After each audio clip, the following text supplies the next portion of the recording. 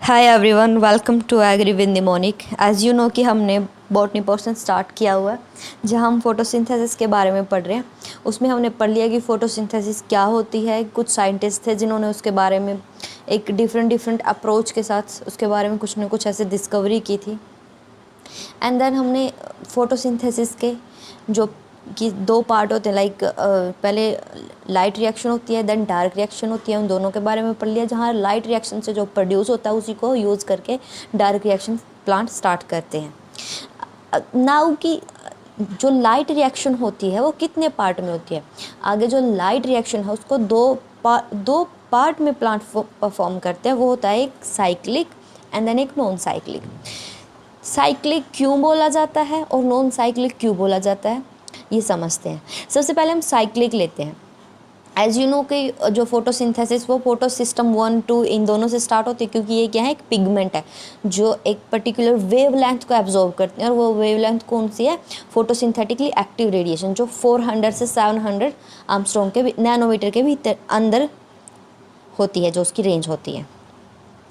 ये हमारा प्लांट का फोटो सिस्टम 1 है। फोटो सिस्टम 1 कौन सा होता है, जो 700 माइक्रो नैनोमीटर वेवलेंथ को एब्जॉर्ब करता है, नॉट माइक्रो, नैनोमीटर वेवलेंथ को एब्जॉर्ब करता है, जो कि 700 होती है।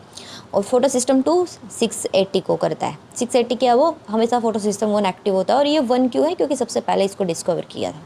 यहाँ पे क्या होते हैं, इसके एसेसरी पिगमेंट होते हैं, जैसे क्लोरोफिल वगैरह। अगर ज़्यादा एक ज़्यादा वेवलेंथ की लाइट आ जाए तो फोटो सिस्टम 1 पे डायरेक्ट पड़ेगी, तो वो इसको क्या कर देगी, ऑक्सीडाइज कर देगी, यानी कि बर्न हो जाएगा ये। तो वो एसेसरी पिगमेंट क्या होते हैं, इसको अब्जॉर्ब कर लेते हैं। और एक यूनिट को क्वांटासोम कहते हैं, जो कि हमने पीछे पढ़ लिया है। अब ये सन है, यहाँ से लाइट एमिट हो रही है यार। ये हमारा फोटो सिस्टम 1 ने इसको एब्जॉर्ब किया क्योंकि ये 700 की थी। एब्जॉर्ब करते ही यहाँ पे एनर्जी मिल जाएगी इसको, तो ये अपना एक इलेक्ट्रॉन लूज़ कर देगा। एज यू नो कि इलेक्ट्रॉन लूज़ कर दिया इसने। तो सबसे पहले जो इस इलेक्ट्रॉन को एक्सेप्ट करेगा उस कंपोनेंट का नाम होता है फेरिडोक्सिन। फोटो सिस्टम 1 में फेरिडोक्सिन सबसे पहले इलेक्ट्रॉन को एक्सेप्ट करता है। ये फ्रीक्वेंटली आस्क्ड क्वेश्चन है। देन यहाँ से जो इलेक्ट्रॉन है फेरिडोक्सिन के बाद साइटोक्रोम B6 के पास जाएगा। साइटोक्रोम B6 में जब जाएगा, यहाँ ADP डाईफॉस्फेट को ट्राईफॉस्फेट में एक फॉस्फेट यहाँ पे ऐड हो जाएगा। इनऑर्गेनिक फॉस्फेट होता है वो यहाँ पे ऐड हो जाता है, जो कि ADP को ATP बना देता है। यहाँ पे हमारी एक ATP प्रोड्यूस कर लिया है प्लांट ने, क्योंकि ये ATP ही है जो निकलेगी साइक्लिक, जो भी साइक्लिक रिएक्शन है, नॉन साइक्लिक रिएक्शन है लाइट रिएक्शन के अंदर। फिर इन ATP और NADPH2 का यूज करके प्लांट डार्क रिएक्शन स्टार्ट करेगा। ठीक है, एक ATP हमारे यहाँ प्रोड्यूस हो चुकी है, प्लांट ने कर लिया प्रोड्यूस।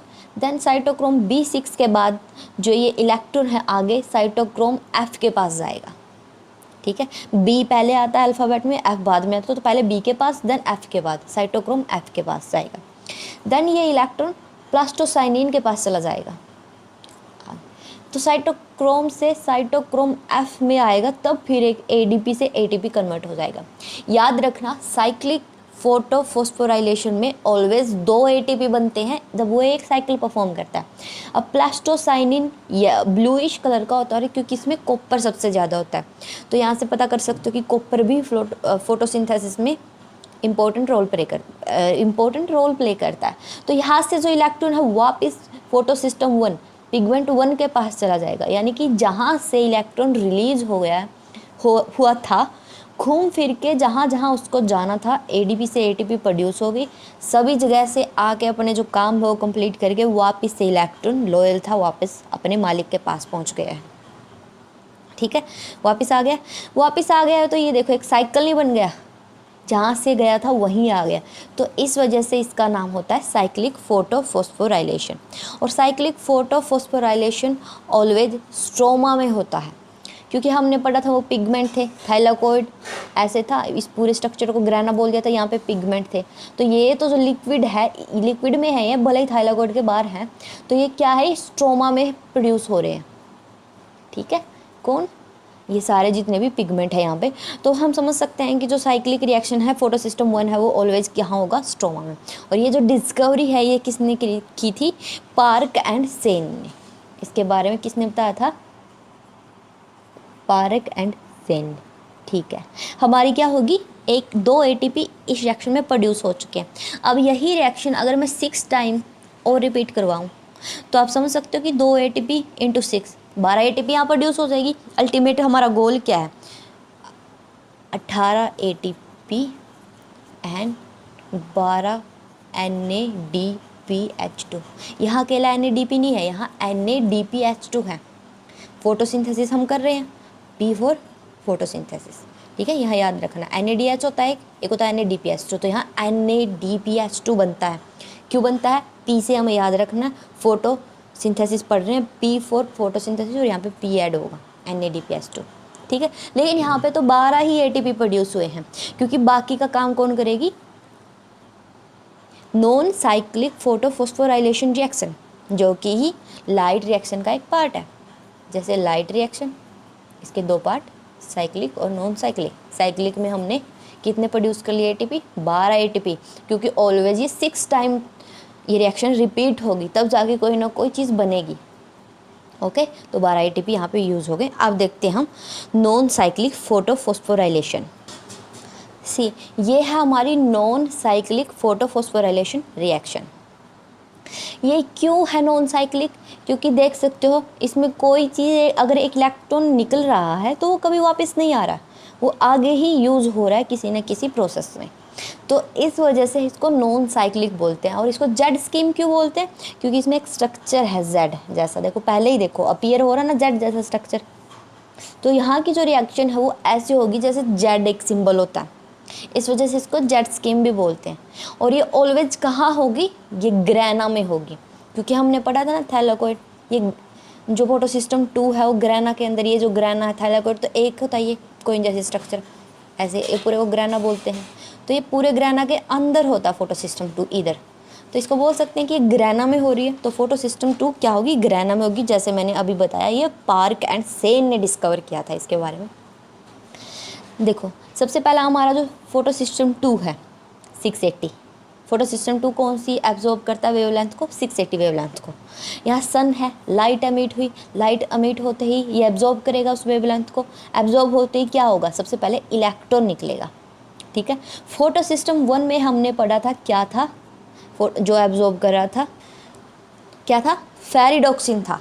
लेकिन फोटो सिस्टम में सबसे पहले कौन करेगा, प्लास्टोक्यूनोन। फोटो सिस्टम 2 में सबसे पहले इलेक्ट्रॉन को एक्सेप्ट कौन करता है, वो होता है प्लास्टोक्यूनोन। प्लास्टोक्यूनोन से आगे साइटोक्रोम B6 में जाएगा इलेक्ट्रॉन, यहाँ कोई ATP नहीं बनी, लेकिन पीछे हमने साइक्लिक रिएक्शन में पढ़ा यही ATP बन गई और यही ATP बन गई, ठीक है, यहाँ नहीं बनी है, ठीक है। ये काफ़ी तेज़ी से मूव कर रहे हैं। यहाँ पे आगे जब साइटोक्रोम B6 से F के पास गया इलेक्ट्रॉन, तब ADP से एक ATP ज़रूर बन गई है इस रिएक्शन में। अभी तक क्या बनी है, एक ATP ही हमें मिली है। देन आगे इलेक्ट्रॉन गया प्लास्टोसाइनिन के अंदर, जो कि किस में है, कॉपर, इसमें काफ़ी ज़्यादा होता है, ये ब्लूइश कलर का होता है, ठीक है। देन आगे प्लास्टोसाइनिन से साइक्लिक होती थे वापस जिस फोटो सिस्टम से निकला वहाँ जाता, लेकिन अब यहाँ प्लास्टोसाइनिन से डायरेक्ट फोटो सिस्टम 1 के पास चला गया इलेक्ट्रॉन, ठीक है। यहाँ सन था, फिर एक वेवलेंथ आई एब्जॉर्ब की इन्होंने, जो कि क्या थी 700 तक की। इनका भी एक इलेक्ट्रॉन निकल गया है, फोटो सिस्टम 1 का एक इलेक्ट्रॉन निकल गया आगे। अब फोटो सिस्टम 1 में कौन एक्सेप्ट करेगा, प्लास्टो नहीं, बिल्कुल नहीं, वो होता है फेरिडोक्सिन। और प्लास्टोक्यूनोन कहाँ होता है, फोटो सिस्टम 2 के अंदर। तो ये देखो फेरिडोक्सिन, यहाँ इलेक्ट्रॉन गया फेरिडोक्सिन में, ठीक है, यहाँ चला गया, तो इसका इलेक्ट्रॉन यहाँ चला गया, लेकिन एक इलेक्ट्रॉन इसको बैक एंड से मिल भी गया, मतलब फोटो सिस्टम को जो रिलीज़ हुआ था इलेक्ट्रॉन वो वापस मिल चुका है। अब आगे जो ये इलेक्ट्रॉन है फेरिडोक्सिन के पास जाके ये क्या करेगा, NADP पॉजिटिव, ये होता है यहाँ पे एक मॉलिक्यूल प्रेजेंट ही होता है, ठीक है, इसको रिडक्टेज कर देगा। रिडक्शन के लिए क्या चाहिए, हमें हाइड्रोजन की एडिशन होनी चाहिए। अब ये हाइड्रोजन कहाँ से आएगी, एज यू नो कि फोटोसिंथेसिस में H2O भी यूज़ होता है। अच्छा, H2O जो ये प्रोसेस है, इसके अंदर जो नील नाम के एक साइंटिस्ट है, उन्होंने ही बताया था कि जो ऑक्सीजन है वो H2O से लिबरेट होगी और वो लाइट रिएक्शन में होगी और वो नॉन साइक्लिक रिएक्शन में होगी।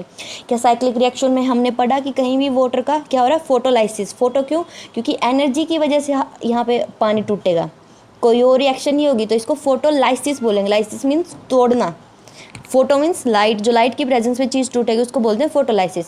तो यहाँ हाइड्रोजन और ऑक्सीजन दोनों वाटर की फॉर्म में प्रेजेंट है, ठीक है। यहाँ पे एनर्जी आएगी तो ये क्या हो जाएगा 4H पॉजिटिव और 4 इलेक्ट्रॉन और O2 में क्या हो जाएगा डिसइंटीग्रेट हो जाएगा, टूट जाएगा। तो यहाँ ऑक्सीजन हमारी प्रोड्यूस हो सके जो कि फोटोसिंथेसिस का क्या है एक बाई प्रोडक्ट है। यहाँ 4 इलेक्ट्रॉन बन गए हैं। ये जो फोटो सिस्टम 1 है, अब ये इलेक्ट्रॉन इसके इलेक्ट्रॉन इसके पास वापस नहीं आया, इसके इलेक्ट्रॉन की कमी है इसको, तो ये यहाँ से इलेक्ट्रॉन ले लेगा फोटो सिस्टम 2, क्या है जो वाटर है जिसका डिसइंटीग्रेशन हुआ, लाइसिस हुआ, टूटा है जो। और ये जो 4H पॉजिटिव है वो NADP के पास पहुंच जाएगा। यहाँ ऑलरेडी इलेक्ट्रॉन है, सभी जगह 4 कर लेंगे हम, तो यहाँ से भी 4 इलेक्ट्रॉन गए हैं ना, 4 इलेक्ट्रॉन इसको वापस मिल गए, ठीक है। तो यहाँ 4 इलेक्ट्रॉन किस में यूज़ हो जाएंगे, NADP positive plus 4H positive. ये H पॉजिटिव कहाँ से आया है, वाटर से डिसइंटीग्रेट होके आया है, तो ये किस फॉर्म में अब बन जाएगा 2 NADPH2 के फॉर्म में, ठीक है। एक NADP पॉजिटिव को क्या चाहिए, 2 हाइड्रोजन चाहिए, लेकिन हमारे पास तो 4 हैं, तो हम 2 NADP पॉजिटिव ले लेंगे, ठीक है। वो पॉजिटिव मीन्स इसके ऊपर चार्ज है, ओके। तो यहाँ पे एक ही रिएक्शन को एक बार ये स्टेप परफॉर्म किया है, तो यहाँ पे 2 NADPH2 हमें मिल गए हैं और प्लस एक ATP मिल गया है, ठीक है। तो 2 NADPH2 और एक ATP हमें मिल गया है। अगर इसी को हम 6 टाइम रिपीट करेंगे तो 6 ATP हो जाएंगे, एक ATP है, 6 टाइम रिपीट करेंगे 6 ATP, 2 NADPH2 है, 6 टाइम रिपीट करेंगे तो 6 × 2 12 NADPH2। अब ऑलरेडी साइक्लिक रिएक्शन से हमें 12 ATP मिल चुके हैं, तो 12 ATP और 6 ATP, ठीक है। 12 ATP और 6 ATP क्या हो जाएंगे 18 ATP और 12 NADPH2, जो चाहिए था हमें वो मिल गया है। अब इस रिएक्शन को देख के हम पता लगा सकते हैं कि कहाँ हमारा फोटोलाइसिस हुआ है, किस में हुआ है, लाइट रिएक्शन में हुआ है, लेकिन वो भी नॉन साइक्लिक में। तो इस चीज़ को याद रखना कि साइक्लिक में कभी भी फोटोलाइसिस नहीं होता है, किसका, वाटर का, नॉन साइक्लिक में होता है। तो 18 ATP 12 NADPH2 हमें मिल गए हैं। अगर हम अरुण कात्यान बुक को पढ़ें तो उसमें साइक्लिक और नॉन साइक्लिक में क्या डिफरेंस दिया हुआ है। एज यू नो कि नॉन साइक्लिक क्या है, दोनों फोटो सिस्टम पे डिपेंडेंट होती है, और साइक्लिक सिर्फ फोटो सिस्टम 1 पे। फोटो सिस्टम 1 कौन सा होता है, जो कि 700 वाला होता है, ठीक है। 700 है तो 700 से रिलेटेड लाइट ही इसमें आएंगी, यानी कि एक ही मोनोक्रोमेटिक लाइट यहाँ पे होगी, ठीक है। लेकिन इसमें फोटो सिस्टम दोनों प्रेजेंट हैं, तो मोनोक्रोमेटिक तो हम बोल नहीं सकते, इसमें मिक्स्ड आएगी, दोनों वेवलेंथ से मिक्स्ड होके आएगी, ठीक है। इसमें फोटो सिस्टम 1 और 2 दोनों एक्टिव है। ATP is produce when movement of electron from PS2 to PS1। Non cyclic में एज यू नो PS2 से PS1 के अंदर जा रहा है इलेक्ट्रॉन, तो ATP की सिंथेसिस हो रही है, और कहीं हमें ATP की सिंथेसिस नहीं मिलेगी। ATP produce when movement of electron from photo system 1 to photo system 1। As you know कि साइक्लिक रिएक्शन क्यों है, क्योंकि इसमें फोटो सिस्टम 1 से इलेक्ट्रॉन निकला और फोटो सिस्टम 1 के पास ही आ गया, तो इसी के ड्यूरिंग यहाँ पे 2 बार यहाँ पे क्या हुई थी, ATP प्रोड्यूस हुई थी, ठीक है। प्रोडक्ट वही है, नॉन साइक्लिक में प्रोडक्ट क्या होगा, हमें ऑक्सीजन भी मिलेगा, हमें ATP भी मिलेगा, हमें NADPH2 भी मिलेगा, वही चीज़ यहाँ लिखी हुई है, ठीक है। और इसमें क्या था, साइक्लिक में सिर्फ 2 ATP थी। एज यू नो हमने साइटोक्रोम B6 और F6 के पास जब वो इलेक्ट्रॉन गया था तब हमने ATP देखी थी कि प्रोड्यूस हो रही है। फोटोलाइसिस ऑफ वाटर इसेंशियल, ठीक है। फोटोलाइसिस क्या हो रही है, ये हो रही है क्योंकि यहाँ 6 ATP को इलेक्ट्रॉन कंप्लीट करने हैं और उधर हाइड्रोजन चाहिए, तो फोटोलाइसिस भी कहाँ हो रही है, नॉन साइक्लिक रिएक्शन के अंदर हो रही है। देन साइक्लिक में क्या है, no need of photolysis of water, बिल्कुल ही नीड नहीं है, क्योंकि यहाँ पे ज़रूरत ही नहीं है, इलेक्ट्रॉन जहाँ से मूव करके आया वापस उसको मिल गया, स्टेबल है सब कुछ। Water molecule is the source of electron, ठीक है, which helps the chlorophyll molecules to come to ground state, ठीक है। क्यों है वाटर मॉलिक्यूल, वाटर मॉलिक्यूल जब फोटोलाइसिस होगा तभी इलेक्ट्रॉन रिलीज होगे ना, तो वाटर से ही हमें इलेक्ट्रॉन मिल रहे हैं, ये भी बात सही है।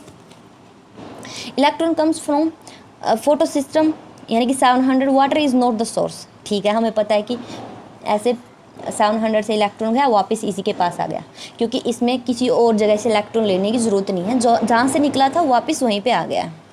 The electron doesn't complete the cycle. It starts from PS2 and drain off in the carbohydrate produced by CO2 reduction. Okay, electron यहाँ पे कभी भी कंप्लीट नहीं करता नॉन साइक्लिक में रिएक्शन को, तभी तो ये नॉन साइक्लिक है। साइक्लिक होती तो ये कंप्लीट नहीं कर देता। Electron moves from 700 to 700 through 2 to 3 transfer step of decreasing redox pattern. ठीक है, ये इलेक्ट्रॉन यहाँ से स्टार्ट होकर वापस आ रहा है।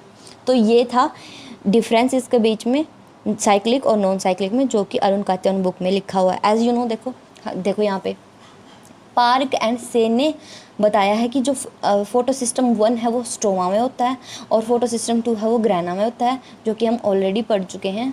ये थाइलाकॉइड है, इधर फोटो सिस्टम 1 लगा होता है और फोटो सिस्टम 2 बिल्कुल अंदर होता है। तो ये जो थाइलाकॉइड की स्ट्रक्चर, इसको ग्रैना बोलते हैं, ये अंदर है, और ये बाहर क्या होता है, क्लोरोप्लास्ट सेल का अगर हम स्ट्रक्चर देखें बाहर होता है। तो बाहर जिसका एक लिक्विड है, इसको क्या बोलते हैं, स्ट्रोमा बोलते हैं। तो क्या किस में होगा फोटो सिस्टम 1? स्ट्रोमा में ही होगा, देन ये ग्रेना में होगा। Thank you, that's all for today.